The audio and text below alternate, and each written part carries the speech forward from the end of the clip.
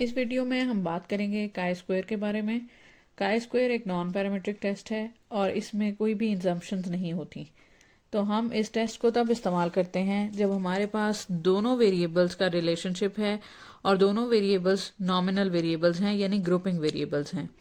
जैसे आपके सामने एक हाइपोथेसिस लिखा हुआ है, boys are better adjusted in hostel as compared to girls.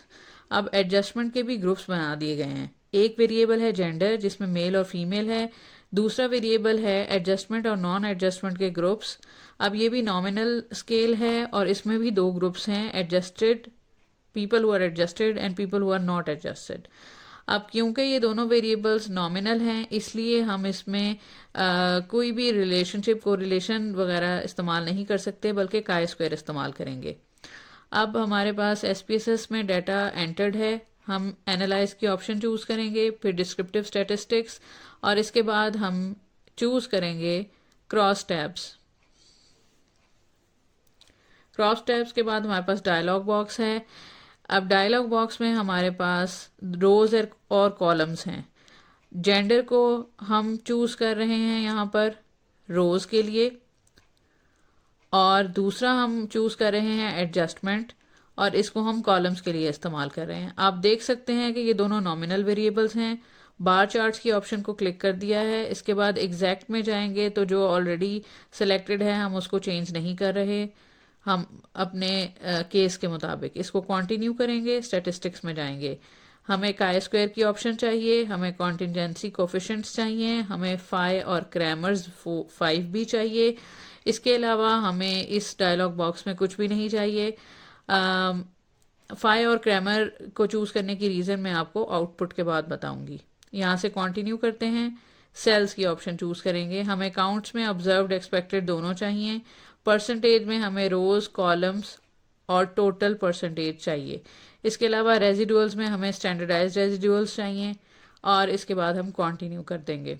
Continue करने के बाद हम इसको पेस्ट कर रहे हैं। पेस्ट करके इसको आप सेलेक्ट करेंगे कमांड को, और उसके बाद इसको रन कर देंगे।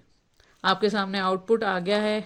आप देख सकते हैं कि एक टेबल है जो कि एक मेजर लार्ज टेबल है, और इसमें हमारे पास जेंडर मेल 120 एडजस्टेड हैं हॉस्टल में, और नॉट एडजस्टेड जो हैं वो 182 हैं।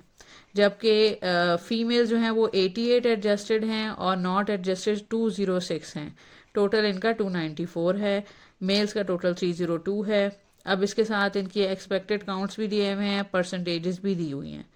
अब इसके बाद नीचे आ जाए तो हमारे पास काई स्क्वायर टेस्ट का टेबल है, जिसमें सबसे ऊपर वाली ऑप्शन हमें दरकार है, जो कि है 6.3, और ये सिग्निफिकेंट है 0.01 पे। इसके अलावा आप जितनी भी उससे रिलेटेड बाकी ऑप्शंस भी देख लें, कॉन्टीन्यूटी करेक्शन और बाकी सब चीज़ें, लाइकलीहुड रेशो, ये सब की सब सिग्निफिकेंट वैल्यूज़ हैं। इसका मतलब ये है कि हमारा हाइपोथेसिस जो है वो एक्सेप्ट हो गया है। इसी टेबल के बाद अब नीचे वाले टेबल में जाएं तो यहाँ पर हमारे पास फाई और क्रैमर्स 5 है। ये हम तब इस्तेमाल करते हैं जब हम जिन ग्रुप्स को हमने यहाँ पर इस्तेमाल किया है, जो हमारे वेरिएबल के ग्रुप्स हैं, वो दो दो हैं। अगर दो से ज़्यादा ग्रुप्स होते तो हम फाई और क्रैमर इस्तेमाल नहीं कर सकते थे, फिर हमें कोई और ऑप्शन वहाँ से चूज़ करनी थी। अब यहाँ पर क्योंकि जेंडर के भी दो ग्रुप्स हैं और एडजस्टमेंट के भी दो ग्रुप्स हैं, तो हमने फाई और क्रैमर्स 5 इस्तेमाल किया है। इसके रिजल्ट्स भी सिग्निफिकेंट हैं। अब आ जाएं बार चार्ट पे। बार चार्ट आप देख सकते हैं, ब्लू में जो है वो है एडजस्टमेंट हॉस्टल में, और ग्रीन में जो है वो है not adjusted in hostel. Male में देखें आप तो ब्लू वाले एडजस्टेड हैं, और फीमेल में ब्लू जो बार है वो कम है, इसका मतलब है मेल ज़्यादा एडजस्टेड हैं। जबकि ग्रीन वाले को देखें तो इनमें इतना ज़्यादा डिफरेंस नज़र नहीं आ रहा, लेकिन स्टिल मेल जो हैं वो कम है, फीमेल ज़्यादा हैं जो नॉन एडजस्टेड हैं। हाइपोथेसिस था boys are better adjusted in hostel as compared to girls.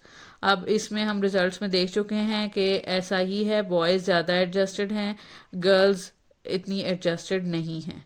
तो हमारा ये हाइपोथेसिस जो है वो एक्सेप्ट हो गया है।